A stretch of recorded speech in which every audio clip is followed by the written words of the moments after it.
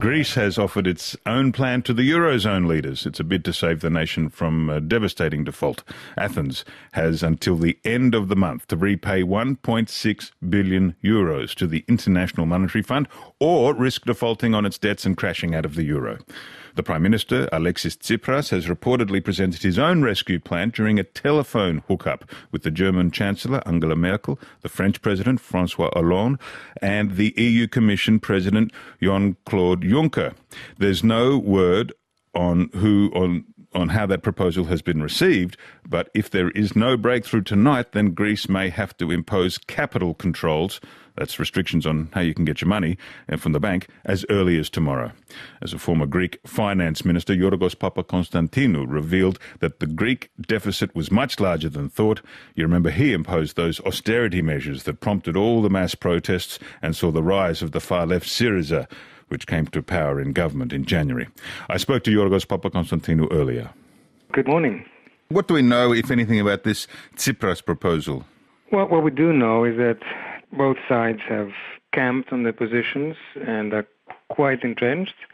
However, it seems that we are edging towards a solution, and I think a solution will be found with the Greek government accepting most of the proposals that's on the table by the EU and the IMF, with some taking some things off, for example, some reductions in lower pensions and some of the VAT tax changes that were proposed, but hopefully getting something on the debt, some promise of a debt relief further down the road.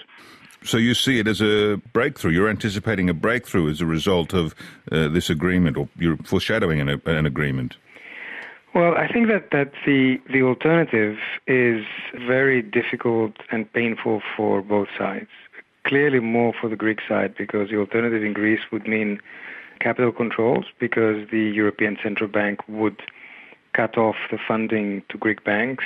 People would probably want to pull their money out, and therefore the government would be forced to put capital controls. Also, it would mean the government running out of cash to pay wages and salaries in July.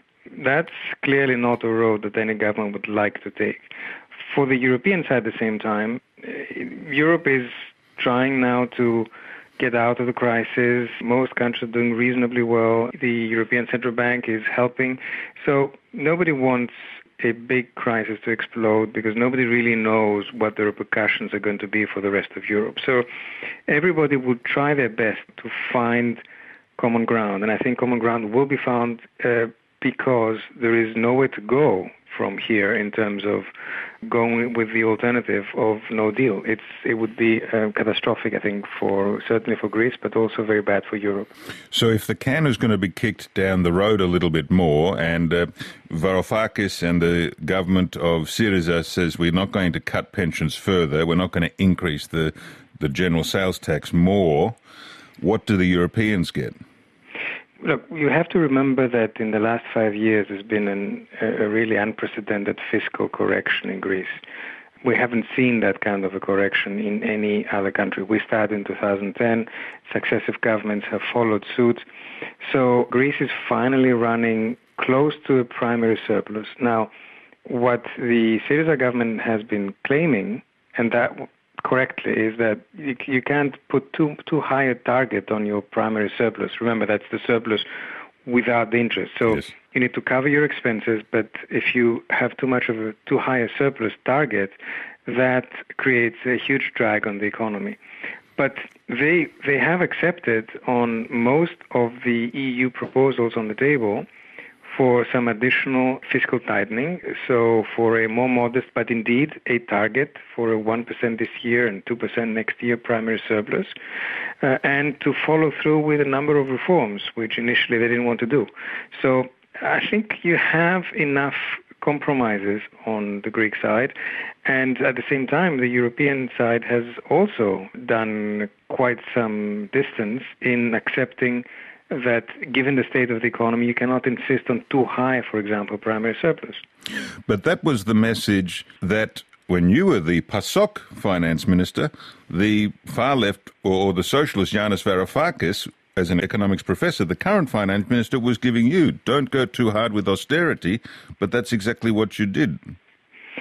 Well, when the country's on the brink of bankruptcy, you don't have many choices in front of you. When the markets are no longer lending you, the only ones willing to lend you are your partners, and they put conditions. You negotiate these conditions, but you can't negotiate something which has absolutely no pain. The country was living beyond its means in 2009, 2010, had a huge deficit, 16%. It had a huge external deficit. Now both of these have been corrected. And underlying this were a lot of structural problems of an uncompetitive economy, of broken institutions, part of which has been corrected, but part of which has not.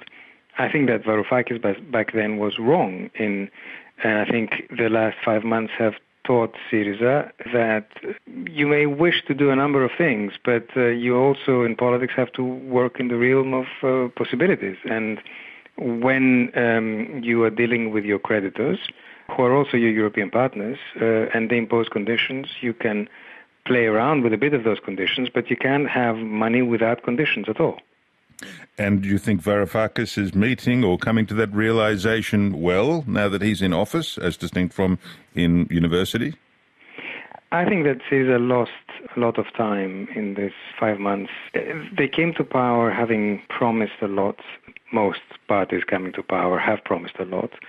But in their case, this was after many years where Greek people have had a very hard time, and therefore they were willing to lend an ear to people promising them things that in effect they could not deliver.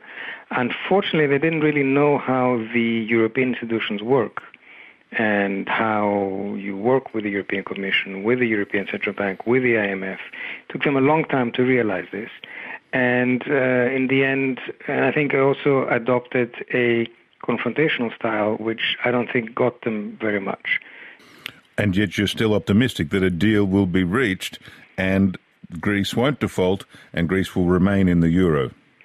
Well, 80%, anything between 70 and 80%, depending on when the poll is taken, of Greeks firmly want to stay in the euro, even though they know that it does involve sacrifices. But they also know that the alternative involves much bigger sacrifices. And people who preach for a return to the drachma are really not being honest with people that such a return to the drachma would impose untold suffering on the weaker people in society. The ones who are going to gain are the ones who have taken their money out. The ones who are going to lose are pensioners, unemployed, people on fixed incomes, who are going to see the prices of every imported article going up, of petrol, of drugs. Unemployment will go even further up than it is now. So within Syriza, there are those who do want Greece to return to the drachma. They're not a majority. They're a sizable minority. But within the Greek population at large, the majority in favor of staying within the euro is very, very strong. So I don't think this government correctly feels that it's got a mandate to take Greece out. Greeks have been withdrawing money from the banks. Is a default or a withdrawal from the euro a possibility at least? Well, they have been withdrawing money, and in fact the last week has been pretty dramatic. And the only reason why we still have a banking system that's functioning is because the ECB, the European Central Bank, keeps plugging those holes with fresh money, lending to Greek banks. But this cannot go on forever. It's clear that if there is no deal, withdrawing money will accelerate. What is now a bank jog may turn into a full-fledged bank run. Greeks have been very patient until now and very lucid, but if there is no deal, this may change. If we are in such a situation, then the government will have to impose capital controls with all that entails. At the same time, I assume that in a situation where there is no deal and where we're off to the unknown, people will not honor their tax obligations. They will stop paying taxes, at which point the government will no longer be able to pay salaries, wages of public servants, and pensions. And therefore you have a situation with a broken banking system and with a government being forced to then start issuing IOUs to be able to pay people. That's a path towards exiting the euro. I really hope, and I don't think we're going to get there, but yes, it is a possibility, given where we are. Yorgos Papakonstantinou, thank you very much. Thank you. And he's the former Greek finance minister for PASOK, now a leading economist in Athens.